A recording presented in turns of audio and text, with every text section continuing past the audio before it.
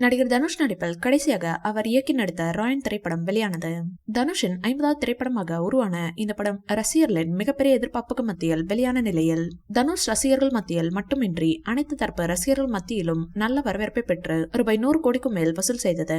இதுவரை தனுஷ் ஏற்று நடித்த கதாபாத்திரங்களை விட ராயன் படத்தில் மொட்டை அடித்துக் கொண்டு மூர்க்கமான அதே நேரத்தில் மிகவும் பாசமான ஒரு அண்ணனாக நடித்திருந்தார். ஒரு மெச்சூர்டான நடிப்பை தனுஷ் இந்த படத்தில் வெளிப்படுத்தியதை பார்க்க முடிந்தது. இந்த படத்தில் நடித்து முடித்த கையோடு தன்னுடைய சகோதரியின் மகன் நடிக்கும் நிலவுக்கு என் மேல் என்னடி கோபம் என்கிற திரைப்படத்தை இயக்கி முடித்துள்ளார். இந்த படம் ஜனவரி மாத இறுதியில் வெளியாக வாய்ப்புள்ளதாக கூறப்படுகிறது.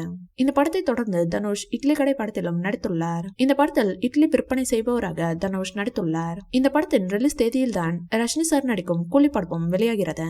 மாமனார் மருமகன் கிளாஷுக்கு ரசிகர்கள் ஆவலோடு காத்திருக்கின்றனர். ரஜினி சாரிடம் தனுஷ் படத்துடன் மோத ரெடியா என கேள்வி எழுப்பினர். அதற்கு தயாராக உள்ளேன் என சொல்லி இருக்கிறார். ரஜினி சார் நடிப்பில் லோகேஷ் கனகராஜ் இயக்கத்தில் கூலி திரைப்படம் உருவாகி வருகிறது. அனிருத் இசையமைக்க நாகார்ஜுனா, சௌபின் ஷாஹிர், உபேந்திரா, ஸ்ருதிஹாசன் என நட்சத்திர பட்டாளமே இதில் நடித்து வருகிறது. சன் பிக்சர்ஸ் நிறுவனம் பிரம்மாண்டமாக இந்த படத்தை தயாரித்து வருகிறது. பெட்டின் படத்தில் நடித்துக் கொண்டிருந்த போதே லோகேஷ் கனகராஜ் இயக்கத்தில் கூலி படத்தில் நடிக்க கமிட் ஆனார் ரஜினி சார். அதனை சன் பிக்சர்ஸ் நிறுவனம் தயாரிக்கிறது.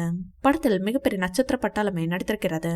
முக்கியமாக பாலிவுட் சூப்பர் ஸ்டார்களில் ஒருவரான அமீர் கான் இந்த படத்தில் முக்கியமான ரோலில் நடித்திருக்கிறார். முதலில் அந்த ரோலுக்கு ஷாருக் கானிடம் பேச்சுவார்த்தை நடத்தியதாகவும் ஆனால் அதில் நடிக்க அவர் மறுத்துவிட்டார் என்றும் ஒரு தகவல் ஓடுவது குறிப்பிடத்தக்கது.